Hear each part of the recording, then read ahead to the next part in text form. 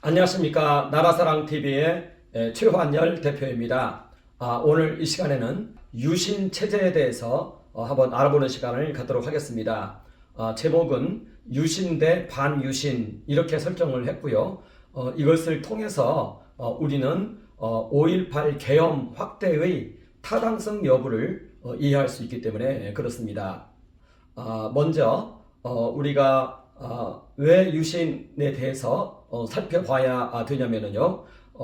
5.18 민주화 운동 특별법이 있습니다. 이제 여기서부터 우리는 5.18 문제를 논의를 해야 됩니다. 어떤 기준점을 가지고 여기에서부터 논의가 전개되어야 한다. 이러한 이야기인 것입니다. 그래서 우리나라에 5.18 민주화 운동 특별법이라고 있습니다. 1995년도에 제정이 되어 있는데요. 여기에서의 1조가 공소시효 정지에 관한 규정입니다. 5.18 민주화 운동과 관련해서 공소시효를 정지하겠다. 이러한 하나의 규정인 것입니다. 그러고 있다가 1997년도에 대법원 판결문이 나왔는데요. 여기에 대해서 5.18 봉기에 대한 하나의 개념 정의가 나왔습니다. 그리고 이것을 이제 5.18 특별법에다가 반영을 해서 1조의 2를 이제 새롭게 이제 추가했습니다. 문재인 정부 때 2021년도에 이것을 했는데요. 그래서 우리는 이제 1조의 2이 내용이 이제 5.18 민주화 운동 특별법에 대한 하나의 개념 정의가 되겠습니다. 그래서 이 정의에서부터 출발을 해서 저희는 5.18 문제에 대한 접근을 해야 된다는 것입니다. 그래서 1조의 1항 이 정의인데요. 이 내용을 보면은 이렇게 되어 있습니다.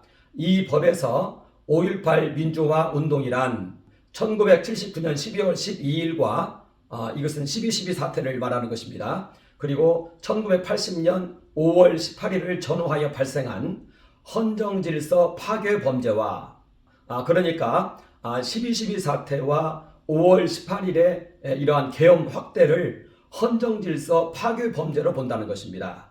그리고 반인도적 범죄, 말하자면 5.18 광주 민주화 운동을 진압한 것을 이제 반인도적 범죄다. 이렇게 지금 규정하고 있습니다. 대항하여 시민들이 전개한 민주화 운동을 말한다. 이렇게 이제 개념을 정의하고 있습니다. 자, 그러니까 여기에서 중요한 이슈가 첫 번째는 이게 과연 헌정질서 파괴이냐, 무엇에 근거해서 이것을 헌정질서 파괴로 보느냐, 이거 하나고요. 두 번째는 이렇게 5.18을 진압한 것을 반인도적 범죄라고 규정하는데 그것이 정말로 그러하냐. 그리고 세 번째는요, 이것을 민주화 운동이라고 지금 여기서는 개념을 정의하고 있습니다. 그런데 이 민주화 운동에는 두 가지가 있습니다. 하나는 자유민주주의를 위한 운동이 있고요. 하나는 민중들만을 위한 민주주의가 있습니다. 그러니까 민중민주주의죠. 그런데 사실은 민중민주주의는 엄밀한 의미에서 이것은 사회주의를 말하는 것입니다. 그런데 5.18은 이 후자의 가능성이 높다는 겁니다. 민중민주주의 운동이었다는 겁니다. 그러면 이것은 사회주의 혁명이 되는 것입니다. 그러니까 여기에서의 민주화 운동이 어떤 민주화 운동이냐, 여기에 대해서 분명한 어떤 근거를 제시를 해야 된다는 것입니다. 자, 그런데 이와 같이 2021년 1월 5일자에 이렇게 이제 추가된 이 정의는요, 대법원 판결문 1997년도에 대법원 판결문에 있는 내용을 여기에 이제 대거 반영을 한 것입니다. 자, 그래서 우리는 대법원 판결문을 통해서 먼저 이 본문 내용을 이해할 필요가 있다는 것입니다. 자, 그랬을 때 대법원 판결문은 이렇게 되어 있습니다. 5.18 봉기는 계엄 확대를 통해 국정을 장악하려고 하는 유신 잔당들에 대항하여 일어난 헌정질서 수호 행위로서 광주 시민은 헌정질서 수호 기관이다. 이렇게 일단 정의를 내리고 있습니다. 자, 그러니까 광주 시민의 운동이 헌정질서 수호 기관인데 여기에 대해서 이제 진압을 했기 때문에 이것은 이제 헌정질서 파괴가 되는 것이고 반인도적 범죄 행위가 된다. 이렇게 이제 얘기를 한다는 것입니다. 자, 그래서 이 내용을 보면은요, 먼저 계엄의 타당성이 가장 중요합니다. 말하자면 계엄 확대를 통해 국정을 장악하려고 하는 유신 잔당들에 대해서 이렇게 말하고 있습니다. 첫 번째 개념 정의가 계엄의 타당성 여부가 가장 중요하다는 것입니다. 당시 이제 최규화 정부에서는 계엄을 이제 타당한 이유에 의해서 이제 확대를 했던 것입니다. 그러니까 이것을 살펴보아야 된다는 것입니다. 그리고 두 번째는 유신 잔당들에 대항하여 일어난 이렇게 말하고 있습니다. 여기에는 이제 중요한 내용들이 그 이면에 있습니다. 그러니까 유신을 헌법으로 인정하지 않고 있는 것입니다. 그래서 유신 잔당들란 표현을 이렇게 사용하고 있는 것입니다. 여기에서 보면은요, 여기에 대항하여 일어난 헌정질서 수호행위다 이렇게 얘기하고 있습니다. 이게 굉장히 중요한 문장인데요. 왜 광주 시민이 헌정질서 수호행위를 했는가, 시위를 했는데, 자, 그것은요 뭐냐면은 유신헌법 자체를 지금 독재헌법으로 보고 있는 겁니다. 그러니까 유신헌법은 독재를 위한 헌법이었다. 그러니까 민주주의에 역행하는 헌법이었다. 민주주의 질서에 반하는 헌법이었다. 민주주의를 파괴하는 헌법이었다. 독재를 위한 헌법이었다. 그렇기 때문에 유신헌법은 헌법적 가치가 없다. 그리고 유신헌법에 의해서 출현한 박정희 정부와 특히 박정희 정부를 상반기, 하반기로 나눌 수 있습니다. 딱 중간에 유신헌법이 있습니다. 그러니까 후반부에 있어서의 박정희 정권은 이것은 민주주의가 아닌 독재를 위한 헌법에 기반에 서 있는 것이다. 그러니까 박정희 정부의 후반부는 이것은 이제 불법적 정부라는 겁니다. 여기에 대해서 유신이라는 표현을 쓰고 있는 것입니다. 그리고 이 정부를 계속 이어가는 이 신군부에 대해서 유신 잔당이라는 표현을 쓰고 있는 것입니다. 그러니까 이 헌법, 유신 헌법이 1972년도에 나왔는데요. 박정희 정권의 딱 중간에 있습니다. 이때 나온 이 헌법 이후에 이 정부는요, 이것은 불법적 정부라는 것입니다. 그리고 그 이후에 지금도 있는 이 최규화 과도정부에 대해서도 이것은 불법적 정부로 보는 것입니다. 그리고 이것을 보호하려고 하는 신군부도 또한 유신 잔당으로서 이제는 표현이 되고 있는 것입니다. 자, 그러니까 광주 시민은 어떤 시민이냐? 유신헌법 이전의 이 제도, 유신헌법 이전의 헌법 질서에 서 있는 기관이라는 것입니다. 그러니까 유신헌법을 타도하려고 하는 이 광주 시민은 이제 헌정질서 수호기관이라는 것입니다. 민주주의를 수호하는 기관이라는 것입니다. 유신헌법은 독재를 위한 헌법이기 때문에 이 헌법을 척결하려고 하는 광주 시민들의 이 행위는 이제 이것은 헌정질서 수호 행위라는 것입니다. 그래서 광주 시민이 헌정질서 수호 기관이라는 것입니다. 이 판결문에는요, 광주 시민이 헌정질서 수호 기관이다 하는 여기에 가장 중요한 하나의 의미를 담고 있습니다. 여기에 대한 해석이 이제는 우선적으로 필요하다는 것입니다. 자, 그러니까 헌정질서 수호 기관을 진압했기 때문에 계엄군의 행위는 헌정질서 파괴 행위가 되는 것이고 또 반인도적 범죄가 된다는 것입니다. 자, 그리고 광주 시민은 민주주의를 수호하는 운동을 했다는 것입니다. 그래서 이것을 가리켜서 민주화 운동이다 이렇게 말하고 있다는 것입니다. 자, 그런데 이제 저희가 조사해보면 알겠지만요, 이 광주 사태는요, 민중민주주의였다는 거예요. 자유민주주의가 아니었다는 거예요. 그러니까 우리나라 헌법적 질서에 위배되는 그러한 민주주의였다는 것입니다. 이 부분이 상당히 중요하게 자리 잡고 있는 것입니다. 과연 광주에서의 이 운동이 자유민주주의를 수호하기 위한, 진정한 민주주의를 수호하기 위한 운동이었는지 아니면은 사회주의 운동이었는지, 이것이 중요하다는 것입니다. 일단 사회주의자들의 그 논리에 의하면은요, 민주주의가 절대 진리입니다. 심지어는요, 이것이 이제 평등으로 나타나는데요, 심지어는 정치적 평등에 이어서 경제적 평등까지 주장합니다. 경제적 평등은 무엇인가요? 이것은요, 이것은 소유의 자유에 제약을 가하는 겁니다. 이게 경제적 평등입니다. 자, 그런데 소유가 자유의 맨 최상위에 존재합니다. 그러니까 평등을 위해서 자유를 희생시키는 그런 결과를 초래한다는 것입니다. 자, 그런데 그러한 내용들은 다 일단 생략을 하고요. 오직 민주주의가 절대 진리이다. 그렇게 말을 하고, 그래서 독재가 악입니다. 독재가. 그리고 유신헌법은 이 독재를 타당화한 헌법이라는 겁니다. 그래서 이 정부가 이제는 부정이 되는 것입니다. 그리고 이 정부를 부정하는 것이 헌법소 행위라는 것입니다. 자, 그런데 이제 이 독재에 대해서 우리는 한번 살펴봐야 되는 것입니다. 그래서 첫 번째는요, 군부에 의해서 포갑적 독재가 있습니다. 말하자면 부정부패의 일환으로서 장기 집권을 위한 독재가 있습니다. 이건 포갑적 독재입니다. 폭력으로 하는 독재입니다. 군인들이 하는 이러한 군인들이 이 군권을 이용해서 하는 그러한 독재를 말하는 것입니다.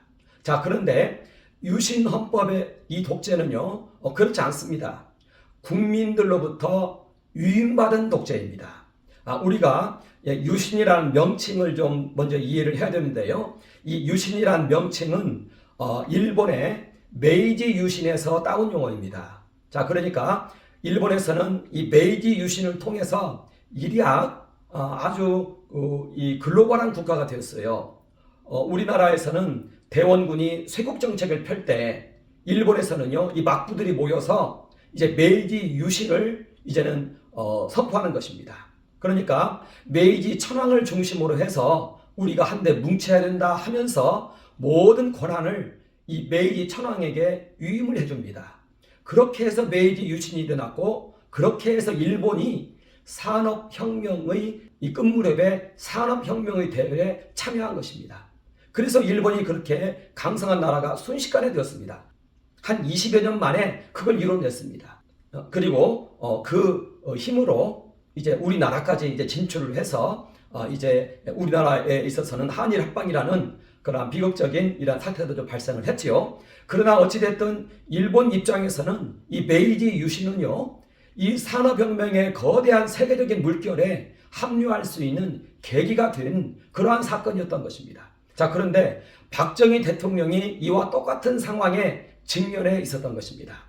자, 그러니까 박정희 대통령이 대통령 취임을 해서 2번 했죠. 대통령을.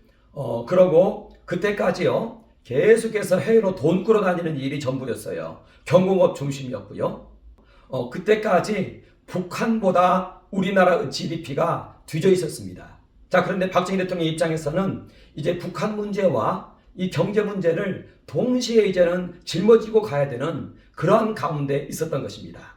자, 그러면서 이제 박정희 대통령은 이 산업화 비전을 위해서 이제는 국민들에게 삼선 개헌을 이야기를 했고, 그리고 유신헌법을 제안을 했던 것입니다. 그리고 이제 여기에 대해서 국민들은 91.5%가 찬성을 해가지고 이 헌법으로 이제는 통과가 된 겁니다.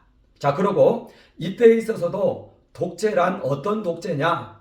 이것은요, 대통령 선거 과정에서 통일주체 국민회의를 통해서 하는 간접 선거를 하겠다. 이게 이제 하나의 독재의 내용이 되는 것입니다. 그러니까 산업화를 위한 하나의 독재가 되었던 것입니다. 이때 구성원들을 향한 독재는 존재하지 않았어요. 다만 유신에 반대하는 세력들, 그리고 이들은 다 사회주의자들이었습니다. 북한과 내통을 했어요. 여기에 대해서는 반공법을 통해서 억압을 했던 것입니다. 그러니까 박정희가 행한 그 독재는요, 첫 번째는 대통령 선거를 간접 선거로 했다는 거 하나 하고요. 두 번째는 반공법에 따라서 이 우리나라의 산업화를 반대하는 공산주의자들에 대해서 억압했다는 거, 이 두 가지라는 것입니다.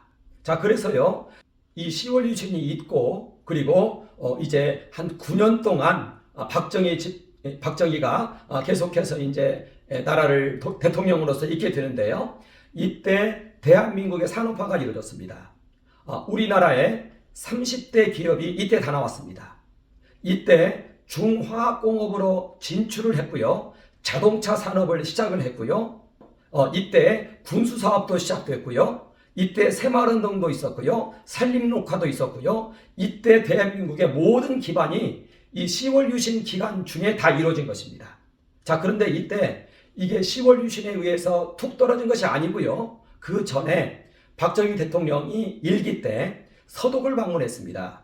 서독을 방문해서 에르하르트 총리로부터 독일 라인강의 기적에 대한 노하우를 전수받았습니다. 그게 바로 자동차 산업이었습니다. 그게 바로 고속도로를 까는 거였고, 포항제철과 같은 철강 산업을 하는 거였고, 중화학 공업을 하는 거였고, 자동차 사업을 하는 거였습니다. 이때 그 노하우를 전수받았습니다. 어떻게 보면 박정희 대통령은 그때부터 계속해서 이 비전을 향해서 나아왔던 것입니다. 이것을 계속 이어가겠다고 국민들에게 선포를 하고 실행했던 것입니다.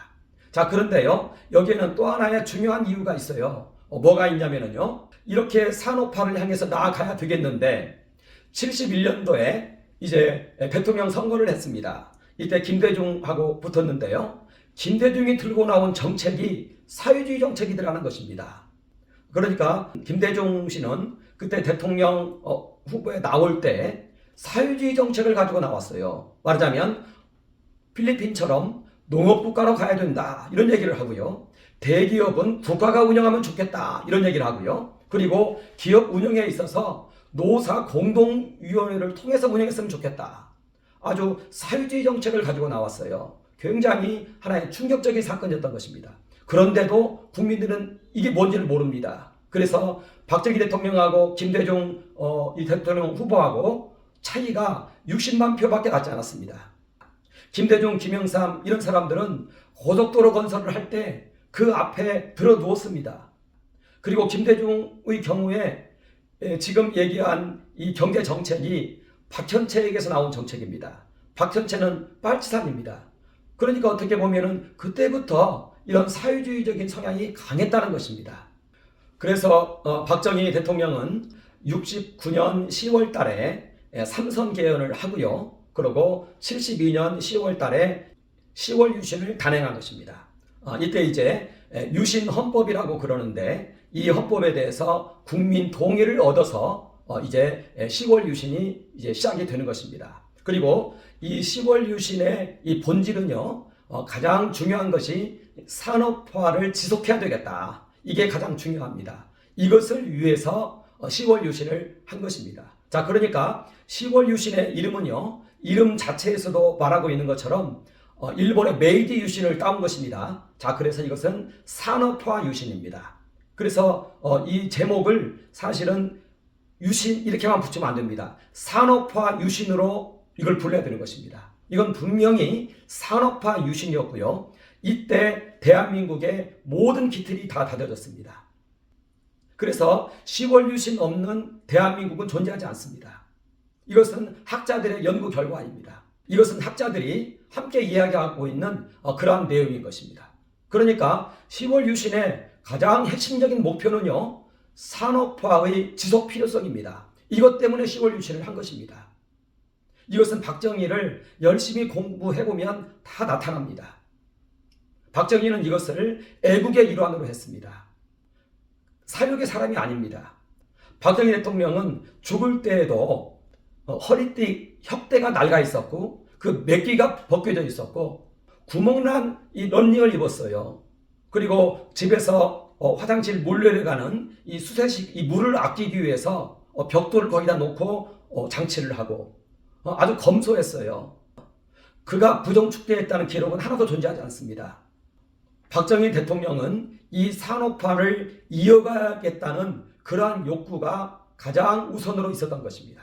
그래서 박정희 대통령은 그렇게 얘기합니다. 여기에 대해서 비판하는 기자들의 질문에 대해서 내 무덤에 침을 뱉으라고 그랬습니다. 일단 이 결과를 보고 그 다음에 보자, 이렇게 얘기를 했던 것입니다. 자, 그리고 또 하나는 산업화를 하면서 북한과의 체제전쟁을 계속적으로 해야 되는 그런 가운데 있었던 것입니다.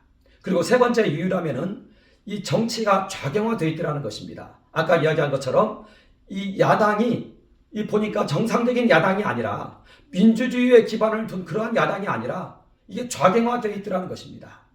물론 다 그런 것은 아니지만 이 야당에서 가장 선두주자에 있는 이 김대중이 그와 같은 그러한 형태를 보이고 있다는 것입니다. 그리고 여기에 있는 이 그림에서도 보아서 알 수 있다시피 이 10월 유신이 이 중앙에 있습니다. 1차, 2차 경제개발에 있었고요. 10월 유신을 하고요. 그 다음에 3차, 4차 이 경제개발이 있었던 것입니다. 그리고 1차, 2차 경제개발이 끝났을 때에는 북한보다 GDP가 뒤져 있었습니다. 그리고 이때 이제 중화학공업으로 진입을 하면서 이제 오늘날 대한민국의 기반이 이때 마련이 된 것입니다. 자, 그런데 그러고 있다가 박정희 대통령 서거 사건이 발생합니다. 그러고 이제 12.12 사태를 통해서 이걸 수습을 하죠. 그리고 계속 이어서 어떻게 보면 전두환 노태우 대통령이 이것을 계속 이어나감을 통해서 이 산업화가 열매를 맺었다는 것입니다. 자, 그리고 이 10월 유신이 72년 10월 달에 있었는데요. 8월 달에 좀 또 긴박한 사건 하나가 발생합니다. 그것은 경제가 이제 막 올라가야 되는 상황인데 말하자면 1기, 2기, 1차, 2차 경제개발을 통해서 이제 경공업에 있어서는 많이 이렇게 이제 따라가 줬는데 국제 이 경제 흐름을 보았을 때 경공업으로는 한계가 있다는 것을 이제 깊이 알게 되는 것입니다. 특히 오원철이라는 아주 이 탁월한 이 경제 관련한 책사가 있었습니다. 이 분석에 의하면 이제 중화학공업으로 가야 된다는 것입니다.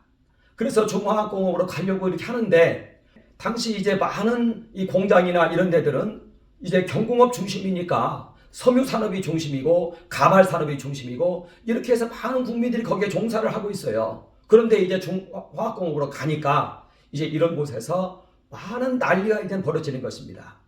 그리고 그 틈새로 이제 사회주의 이러한 그 운동권들이 일이 또 파고드는 것입니다. 그러면서 나라가 이제 시끄럽습니다. 정책을 진행하는데 많은 애로사항이 있다는 것입니다. 중화학급 공업으로 가는데 여기에 대해서 아주 심각한 공격이 들어왔습니다. 그건 조금 이따가 제가 한번 설명을 하겠는데요.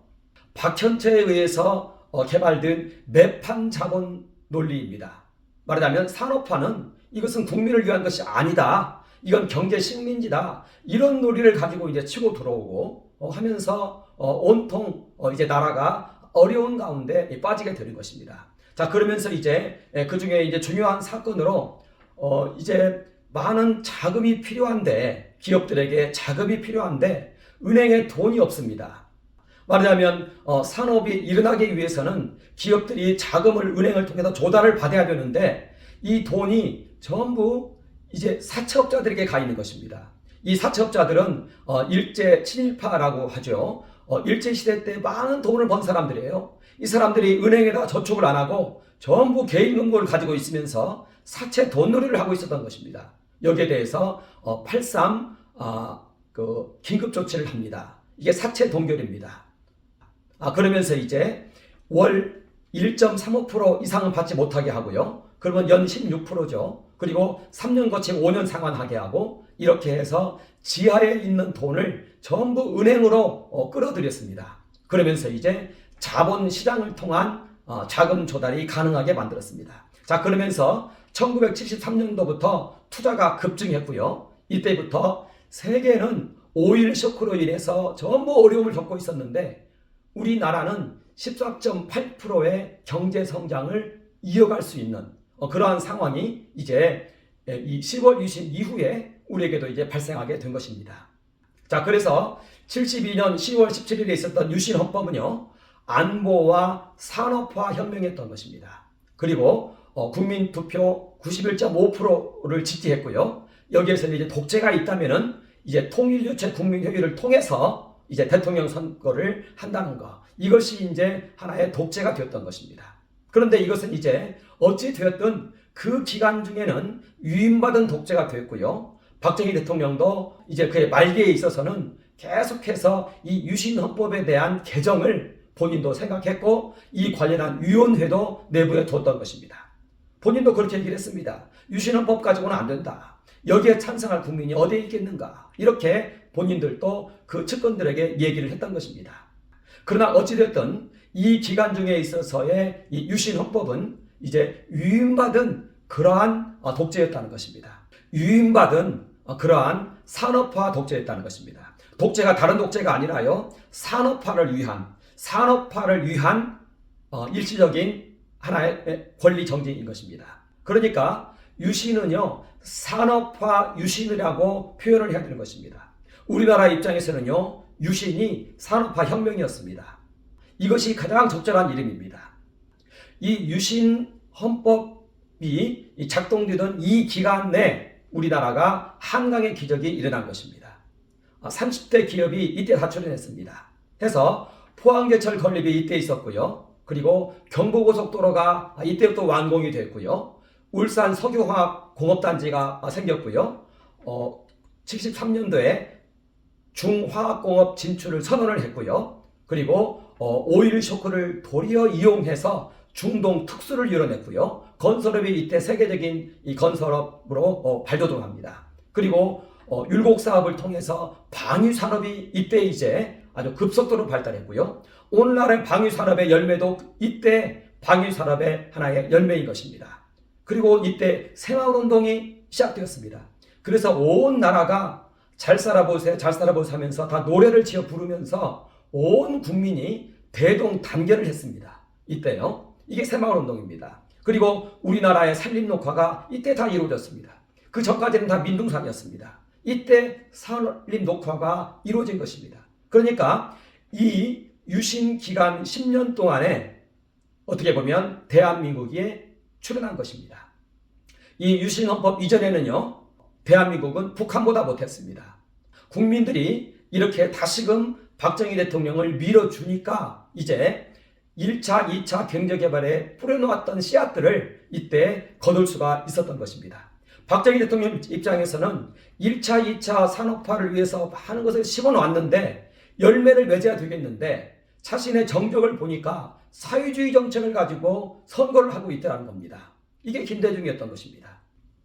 이것이 이제 10월 유신의 가장 본질적인 하나의 이유였던 것입니다. 이것이 바로 유신헌법입니다. 자, 그리고 두 번째 이유는요, 그 당시에 긴박한 국가 안보가 있었습니다. 항상 우리나라는요, 전쟁의 위협에 시달렸어요. 그리고 이때 1969년도에 닉슨 독트린이라고 해서요, 이 세계적으로 데땅트 분위기가 아주 팽배하게 무르익고 있었습니다.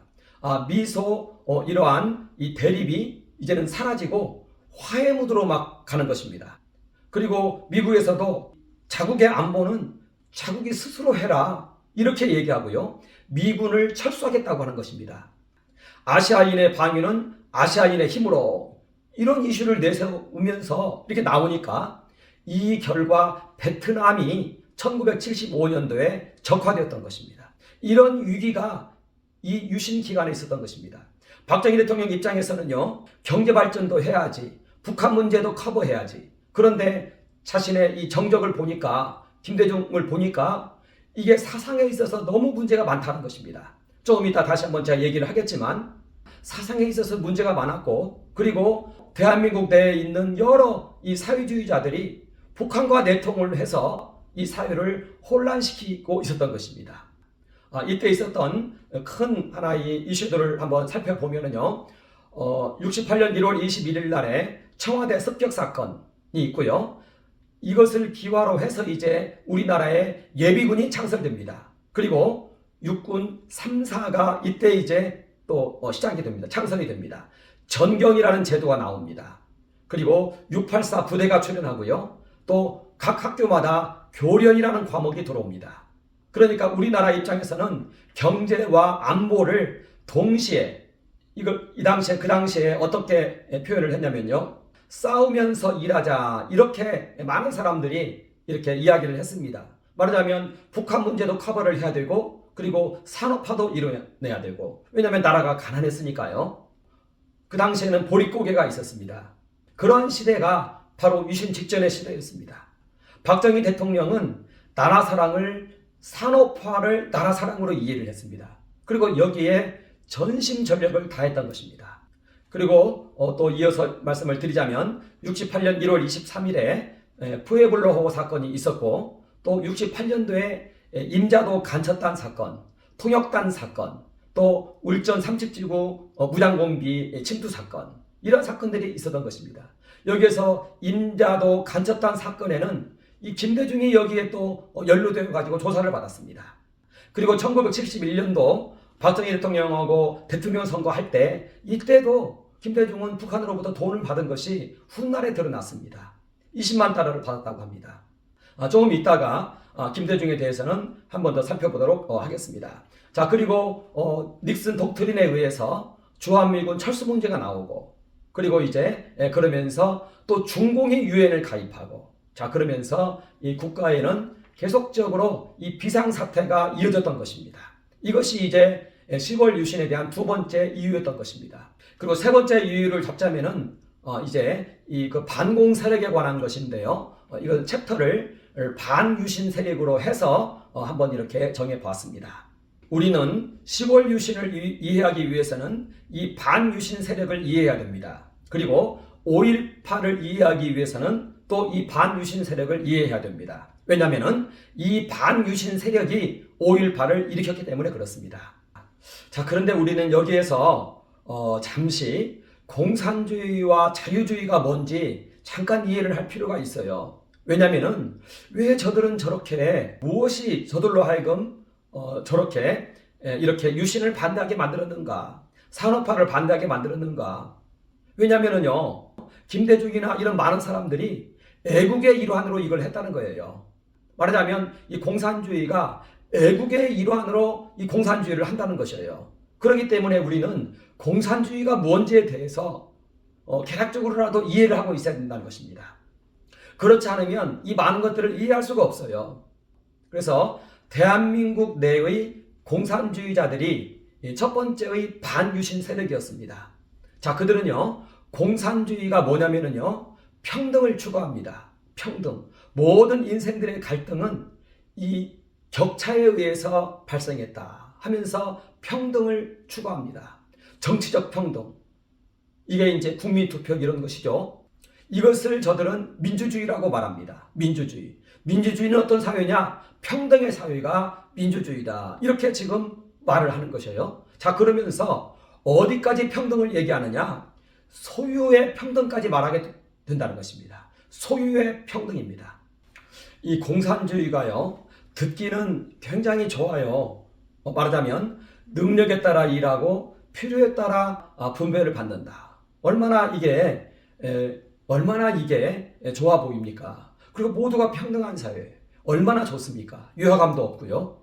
그래서 대기업은 국유화되었으면 좋겠다, 이렇게 말을 하면서 소유에 이르기까지 평등을 얘기합니다. 자, 그런데요, 여기에 중요한 그 진실이 존재해요. 뭐냐면은요, 소유가 부정이 되면은요, 창의성이 사라집니다. 과학과 기술이 사라집니다. 여기에 대해서 이제 산업혁명 당시에 애덤 스미스가 있었고요, 헤겔이 이 시기의 사람입니다. 그래서 헤겔은 이 사상사에서 중요한 역할을 많이 해요. 긍정적인 면에 있어서도 크게 중요한 역할을 하고 부정적인 면에 있어서도 크게 중요한 역할을 합니다. 자, 그런데 긍정적인 면에서 크게 중요한 역할은 바로 이 소유 문제를 헤겔이 밝혔다는 것입니다. 헤겔이 이 자기의식과 대상의식, 이러한 이 관계를, 우리 정신의 구조를 설명을 하면서 모든 그 사물적인 존재들은 정신적인 존재에 의해서 소유를 당할 때 이제 새로운 것이 꽃피어난다, 이렇게 얘기를 한 것입니다. 자, 그러니까 어떤 땅이 있어요. 황무지가 있어요. 이 황무지가 정신적인 존재에 의해서 소유를 당할 때 이 황무지는 이제 꽃이 피어나는 것입니다. 그리고 여기에서 곡식이 자라납니다. 그리고 철이라는 것이 있습니다. 철광석이 있습니다. 이것도 대상으로 존재할 때는 그냥 철 덩어리예요. 그러나 정신적인 존재에 의해서 소유를 당하면은 이제는 여기에서 이제 바늘이 나오고요, 그리고 자동차가 나오고 이렇게 된다는 것입니다. 이것이 바로 헤겔의 법철학에서 이제 이것을 논증을 했습니다. 자, 그러니까 이 소유란 뭐냐면 자유의 최상위에 존재합니다. 우리에게는 여러 가지 자유가 있어요. 그런데 이 모든 자유 중에서 맨 최상위에 존재하는 자유가 바로 이 소유의 자유인 것입니다. 이 소유의 자유를 허락을 하면은 여기에서 이제 창의성이 나오고 과학이 나오고 기술이 나옵니다. 여기에 이제 자본이 들어가면은 이때 이제 기업이 출현하고 여기에서 일자리가 나온다는 것입니다. 여기에서 이제 국민의 생존권이 나타난다는 것입니다. 자, 그런데 공산주의에서는 소유를 부정해버리니까 이제는 이런 것들이 나타나지 않습니다. 생존권에 위협이 온다는 것입니다. 자, 그래서 공산주의는요, 평등을 강조하고요, 자유주의는 소유가 최고의 자유로 본다는 것입니다. 자유에서 창조가 나온다, 이렇게 말을 하고 있다는 것입니다. 자, 그런데요, 이 양자의 이론, 하나는 평등을 강조하고 하나는 자유를 강조하죠. 이 이론이요, 무엇이 맞은지에 대해서 사람들이 분별을 못했어요. 이게 언제 분별이 됐느냐? 91년도에 소련이 몰락하면서 이제 많은 사람들이 공산주의는 잘못되었고 이 자유주의가 맞다는 것이 이때 비로소 세계적으로 검증이 된 것입니다. 자, 그런데요, 소련 몰락이 1991년도에 있었는데 여기에 결정적인 작용을 한 게요, 우리나라 88 올림픽이었습니다. 자, 그러니까 88 올림픽이 뭡니까? 박정희 대통령이 산업화의 기반을 닫고 그 다음에 전두환, 노태우에 의해서, 특히 전두환에 의해서 이것이 꼽혀놨습니다. 그러고 나서 이제 노태우가 대통령 이제 취임하고 얼마 안 있고 이제 88 올림픽을 했어요. 세계 각국에서 몰려들었습니다. 그리고 다들 놀랐습니다. 북한하고 대한민국하고 이 격차가 말할 수 없이 컸고 이제 많은 사람들이 충격을 받은 것입니다. 그러니까 88 올림픽이 이 소련 이 붕괴에 하나의 이유를 제공했다, 이렇게까지 말하는 사람이 있습니다. 틀린 얘기는 아닌 것 같습니다. 자유주의의 열매가 대한민국인 것입니다. 세계사적으로 봤을 때 공산주의의 열매가 소련 붕괴고요, 자유주의의 열매가 대한민국인 것입니다. 이 대한민국의 이것을 보고 이제 소련이 붕괴를 한 것입니다.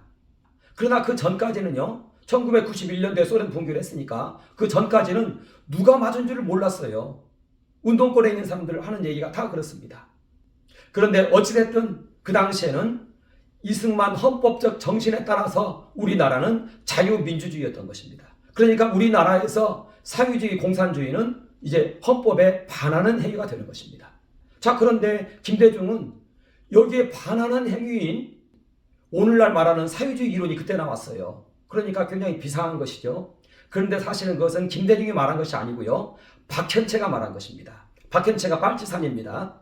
빨치산으로 지리산에서 활동하다가 이제 내려와서 이제 일반 시민으로 돌아가는 것이죠. 그러고 공부를 잘한 것 같아요. 그래서 서울대학교를 갔습니다.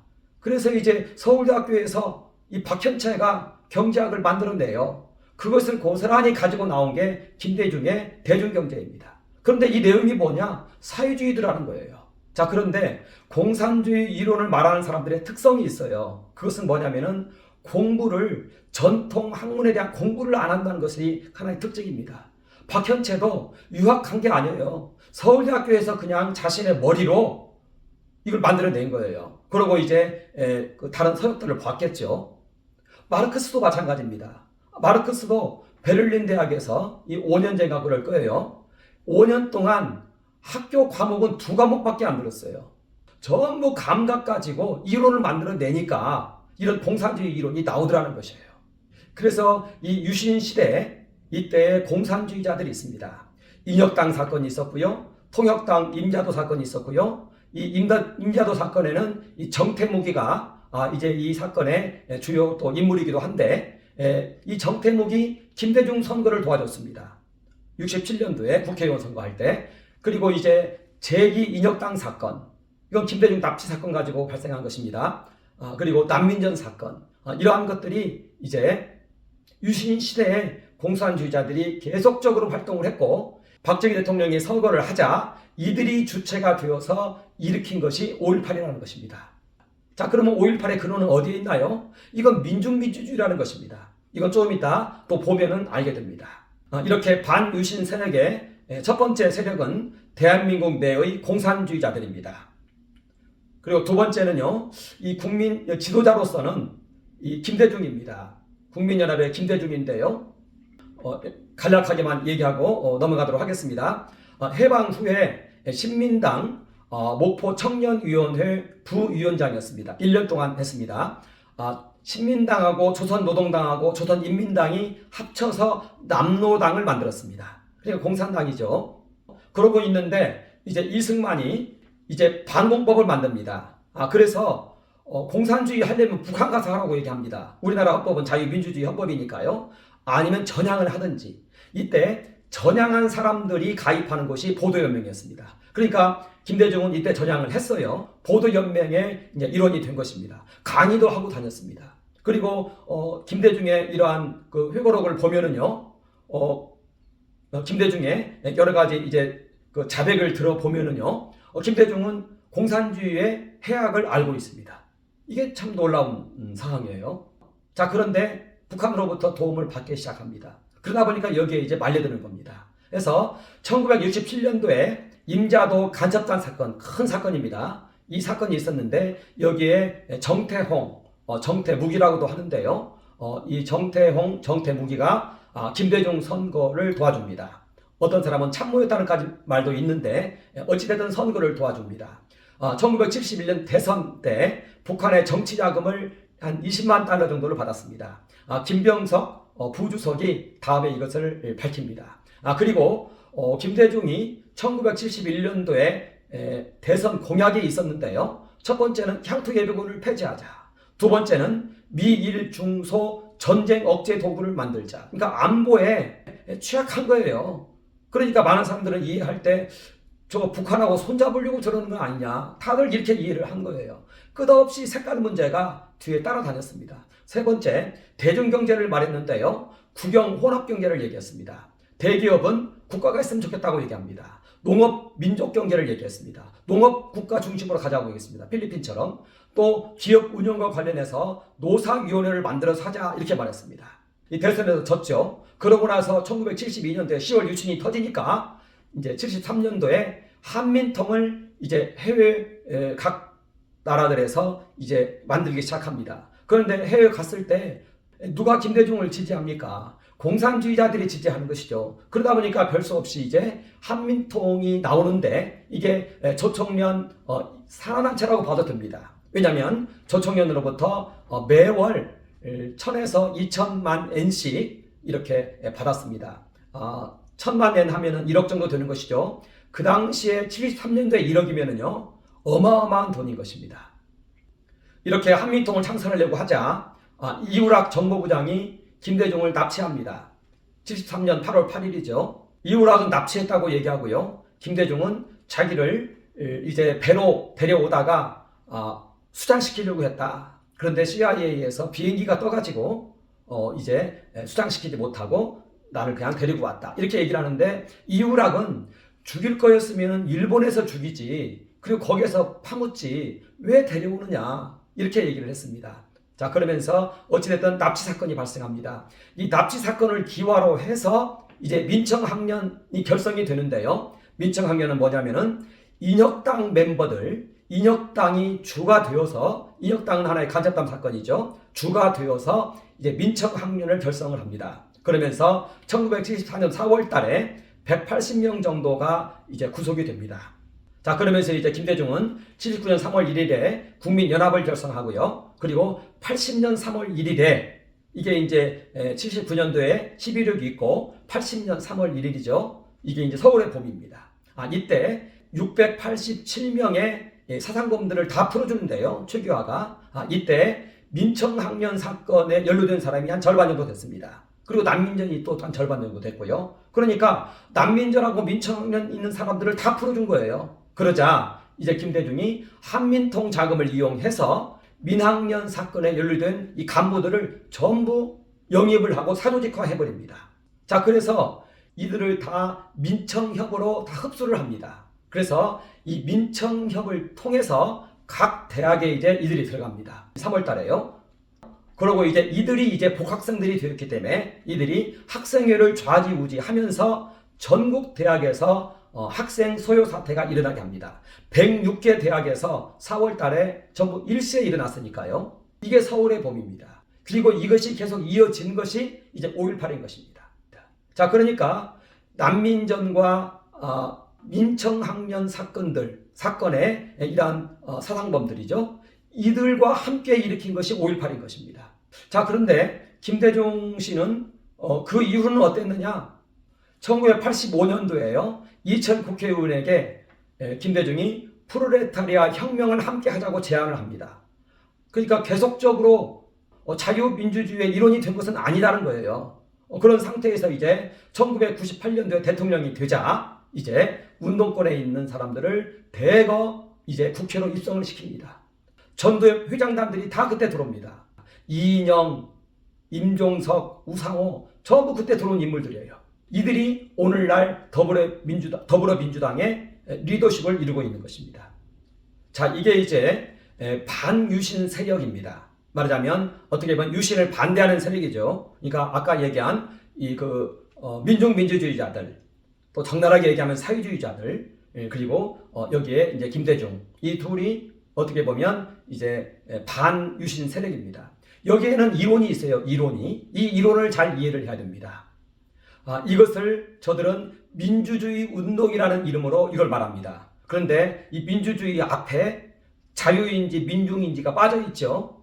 이걸 생략한 것은 거의 민중민주주의라고 보시면 됩니다. 위장전술인 것입니다. 자, 그래서 이것을 보면은 서울대 선언문을 통해서 이것을 이해할 수가 있습니다.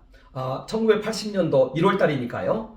그 당시에 80년 서울의 봄에 있어서 모든 대학가는요, 전부 민청협에 의해서 주도가 되었어요. 그러니까 이 선언문의 내용과 거의 다 동일하고 이것을 공유하고 있다, 이렇게 봐도 됩니다. 이 선언문에 대한 작성은 박현채로 보여집니다. 김대중 씨는 박현채가 여기에 대한 그 주인공이다. 박현채가 이 선언문에 기여를 했다, 이렇게 얘기를 합니다. 그러니까 박현채의 이론인 것입니다. 그리고 이 이론적인 무기를 가지고 이제 그 당시에 이제 운동들을 했던 것입니다. 민주주의 운동들을 했던 것입니다. 이 내용을 한번 이해를 해야 됩니다. 한번 보겠습니다.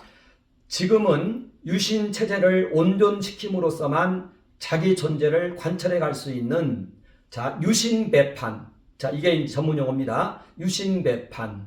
그 다음에 독점 재벌과 고급 관료, 일부 반민주 유신 잔재 세력 등의 반민족 반동 세력과 유신 체제를 부정하고 그에 항거했던 민주시민 학생, 그리고 투쟁으로 맞서온 노동자 농민 세력 등의 민족 세력 간의 일대 결전의 시기이다. 그러니까 민중민주주의와 이 유신 세력과의 이제는 충돌의 시기이다, 이렇게 말하는 것입니다. 자, 그러면서 우리는 유신 반동 세력을 민족의 공적으로 규정하여 민족적 성전을 선포한다, 이렇게 되어 있습니다. 자, 그러니까 이 선언문을 우리는 잘 이해를 해야 되는데 용어 해설을 통해서 이들이 말했던 민주주의가 무엇인지를 이해할 수 있다는 것입니다.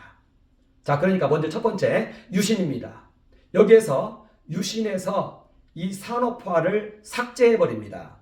아까 제가 유신에 대해서 산업화 유신이라고 자꾸 얘기했던 것이 이것이 유신의 본질이라는 거예요. 산업화 유신이. 자, 그런데 여기에서 산업화를 삭제해버립니다. 그리고 그 자리에다가 장기 집권 독재를 집어넣습니다. 그러니까 이것은 이제 민주주의 적이 되는 것이죠. 자, 그런데 여기에서 매판이라는 용어가 바로 이것을 뒷받침합니다. 매판이 뭐냐면요, 나라를 팔아먹는다는 뜻입니다. 특히 여기에서 매판 자본, 이렇게 표현을 씁니다. 그러니까 자본주의에게 나라를 팔아먹는다는 뜻인 것입니다. 그러니까 유신 산업화는, 거기에서의 이 산업화는 자본주의, 대표적인 게 미국이죠.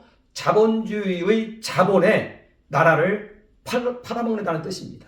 말하자면 모든 기업의 주인이 이제는 미국이 되고 자본주의가 된다는 것이에요. 그러니까 나라를 송두리째 팔아 넘긴다는 거예요. 제2 식민지라는 거예요. 이걸 경제식민지라고 말을 하는 것입니다.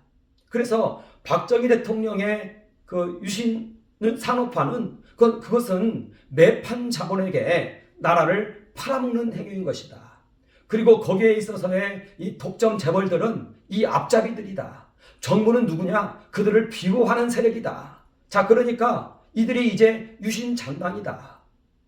그러니까 유신헌법은 뭐냐? 독재를 위해서 나라를 팔아먹는 헌법이라는 것이에요. 그러니까 이것은 부정이 당하는 거예요. 독재를 위해서 독재를 위해서 나라를 팔아먹는 행위이다. 이렇게 이제 모든 운동권들이 이 사상을 공유하고 있다는 것입니다. 그러니까 저들이 정부와 싸우는 행위는요, 나라를 식민지로부터 구원하는 행위예요. 애국 행위예요. 다 이렇게 개념을 가지고 있었다는 것이에요. 그러니까 이제 5.18도 보면은요, 애국심이 절절합니다. 나라를 위해서 목숨 바치는 차원에서 이 일을 하는 거예요. 그리고 박정희 대통령이 죽었으니까 지금이 민주 세력의 결정의 시기가 왔다. 결전장이다. 이때를 놓치면 안 된다. 이때 싸워서 이 유신 체제를 무너뜨리고 이 과도 정부도 유신헌법에 기반을 있으니까 이것도 부정을 하고 혁명을 일으켜야 된다. 플로레타리아 혁명을 일으켜야 된다. 이게 바로 이제 서울대 선언문의 내용이라는 것입니다. 저 내용을 그냥 읽어가지고는 이런 해석을 잘 못해요. 그러나 저들은 전부 지금 말한 이 내용을 공유하고 있다는 겁니다. 그 대표적인 용어가 유신 매판 자본이 바로 그 용어라는 것입니다. 그래서 유신헌법은 이것은 부정되는 헌법이고요. 유신 잔당은 이제는 이 부정에 합류되는 것이죠. 부정돼야 되는 것이죠. 이것을 정리하면 이렇게 됩니다. 유신은 이 산업화를 위한 유신이었죠. 말하자면 일자리를 창조하는 애국을 위한 일환이었던 것입니다. 이것을 위해서 위임받은 독재였던 것입니다. 그래서 산업화를 위해서 일시적 자유 제한, 말하자면 국민 동의 하에 이루어진 헌법이라는 것입니다. 그리고 독재의 내용이란 뭐냐? 간접 선거를 한다는 것 외에는 없다는 것입니다. 지금 미국 같은 경우는 간접 선거하고 있죠. 바로 이와 같은 제도를 말하는 것입니다. 물론 여러 가지 이제 말기에 갈수록 장기 집권적인 독재 이러한 것들도 아마 존재했을 수 있습니다. 그러나 어찌됐든 그 출발점과 그 본질은 산업화였다는 것입니다. 자, 그런데 이것을 이제 매판 자본 이론을 통해서 이걸 부정합니다. 말하자면 산업화는 경제 식민지라는 것입니다. 이것이 좌파들의 프레임입니다. 그러나 결과는 어떻게 나타났느냐? 30대 기업이 이때 출현을 했고 대한민국의 산업화가 이때 이루어졌고 한강의 기적이 이때 나타났다는 것입니다. 매판 자본이 아니었다는 것입니다. 그런데 저쪽에서는 일단 이걸 매판 자본으로 산업화는 경제 식민지로 얘기를 하고요. 장기 집권 독재를 위한 헌법으로 이 유신헌법을 매도를 한 겁니다. 그러면서 헌법은 무효라고 말하고 유신에 기반을 둔 이 과도정부도 또한 부정을 하는 것이고 유신 잔당으로 이제는 부정을 한다는 것입니다. 그러니까 전부가 없는 거예요. 그런 상황이기 때문에 즉각 민주주의를 하라고 이제는 요청을 한 겁니다. 이에 대해서 이제 최규화 과도정부에서는 1년만 기다려다오. 그러면 헌법 개정한 후에 헌법에서는 통일민주주의 국민회의에 의해서 하게끔 되어 있으니까 후에 하겠다. 그런데 가장 이 5.18의 큰 이유가요. 김대중의 의심증이었습니다. 의심증. 이 말을 이제는 안 믿는 것입니다. 신군부에 대한 의심입니다. 어떻게 보면 전두환 대통령이나 이러한 신군부가 이렇게 정권을 차지하게 만들어준 가장 큰 장본인이 사실은 그 5.18이에요. 김대중이에요. 신군부에 대한 의심, 유신잔당 프레임, 이것으로 이제 무장봉기를 결정하게 됩니다. 그리고 이제 김대중은 4월 달에 내각 구성을 이제는 결정을 하고요. 내각 구성을 위한 위원회를 5월 중순경에 발족시키기로 결정을 합니다. 그리고 5월 22일 날에 무장봉기를 선언을 합니다. 그리고 5월 15일 날에 서울역 회군 사건이 있죠. 이러한 것으로 인해서 이제 최규화 정부에서는 계엄을 확대했던 것입니다. 그럼에도 불구하고 광주에서는 이 무장봉기가 계획대로 일어났는데 그것이 바로 5.18이라는 것입니다. 그러니까 김대중은 계속해서 이제 최규화 정부를 유신헌법에 기반한 정부로 보는 것이에요. 그리고 유신헌법은 헌법이 아니라는 거예요. 그렇기 때문에 이건 정부가 아니라는 거예요. 이렇게 해서 계속 무장봉기로까지 치고 나가니까 이제 이 정부 입장에서는 최규화 입장에서는 계엄을 확대할 수밖에 없었다. 그리고 그것이 이제 5월 17일 날 24시에 이제 나타난 계엄 확대이다. 이것이 바로 5.18이다. 그럼 이 계엄 확대가 타당한 거였냐? 정당한 거였다는 겁니다. 이와 같이 해서 유신 세력 대 반유신 세력의 충돌이 바로 5.18이다. 서울의 봄과 5.18은 경제적 평등을 위한 민주주의 운동이었고요. 10월 유신과 신군부는 소유의 자유가 이보다 앞서 있고 소유의 자유의 가장 꼭지점, 소유의 자유를 실현하기 위해서 산업화를 위해서, 그러니까 소유의 자유의 극대화죠. 이게 산업화인 것입니다. 이 산업화를 위해서 그동안 노력해왔던 이 경제 발전을 좀 이어가야 되겠다 하면서 국민에게 동의를 얻은 것이 유신헌법이라는 것입니다. 어떻게 보면 소유의 자유를 극대화하는 것이죠. 이것을 위해서 잠시 우리의 권한을 유예하는 것이죠. 이것이 바로 유신헌법이었다는 것입니다. 그리고 공산주의자들을 향해서 독재를 했지, 사회주의 혁명 세력을 향해서 독재를 했지, 이 모든 국민들은 그때 행복했습니다. 나라에 생기가 넘쳤습니다. 생기가 넘쳤고요. 애국심으로 충만했습니다. 그 당시에는 기업들도요, 애국한다는 그러한 명분으로 기업을 했습니다. 이게 한강의 기적이었던 것입니다. 그래서 우리의 논점은요, 유신헌법의 정당성 여부입니다. 이것은 헌법에 기반을 둔 그러한 하나의 유신이었다는 것입니다. 그리고 최규와 가도정부의 입장에서도 이걸 현실에 맞게 개정해서 국민투표를 하자는 거였고, 김대중은 신군부에 대한 의심으로 가득 차서 이것을 믿지 못하고, 또 당시에 신민당에서의 주요 세력은 김영삼이었습니다. 그러다 보니까 더 이상 정상적인 신민당에서의 이런 활동으로는 대권을 잡을 수가 없다고 판단을 내려서 국민연합을 세우고 이걸 통해서 봉기를 일으켰던 것입니다. 그러니까 여기에는요, 김대중의 야욕에 의해서 5.18이 일어난 것입니다. 김대중의 의심과 야욕에 의해서 5.18이 일어난 것입니다. 정상적인 경쟁으로는 그 당시에 김영삼이 앞서 있었습니다. 신민당 내에서 김대중의 입지가 그렇게 충분하지가 못했습니다. 그러다 보니까 제야에서 이러한 이 난민정과 민청학년, 민청협 이러한 세력들을 이용해서 이제 이렇게 봉기를 일으킨 것입니다. 그래서 유신헌법이 헌법으로서 정당하다면 5.18 계엄은 타당한 것입니다. 유신헌법이 이건 헌법이 아니다. 김대중이 말하는 것처럼 독재를 위한 헌법으로서, 그런데 이것은 91.5%가 찬성을 한 헌법인데 이걸 어떻게 부정하냐는 거죠. 유신헌법은 산업화를 위해서 위임받은 정당한 헌법이었다는 것입니다. 그런데 김대중과 좌파 운동권에서는요, 사회주의 논리를 가지고 이걸 부정했어요. 그러니까 사회주의로 민주주의를 부정한 것이죠. 그래서 5.18 계엄은 무엇이냐? 사회주의를 막아난 타당한 계엄이라는 것입니다. 이건 사회주의를 막아난 계엄인 것입니다. 왜냐하면 당시의 모든 이러한 시위는 다 좌파들에 의해서 일어나고 있었기 때문에 그렇습니다. 아까 얘기한 것처럼 민청학년 사건과 난민전 사건에 의해서 체포됐다가 다 풀려난 사람들이 서울의 봄 때 다 나왔고, 이들을 전부 김대중이 사조직화해서 이들을 통해서 일으킨 그 사태이기 때문에 그렇다는 것입니다. 그리고 이들은 다 사회주의자들의 하나의 그러한 정체성을 가지고 있었다는 것입니다. 자, 이렇게 해서 이제 우리는 유신헌법의 이 정당성 여부를 가지고 우리는 5.18 계엄의 타당성을 분석을 해야 된다. 이것을 저는 말씀드리고자 하는 것입니다. 감사합니다.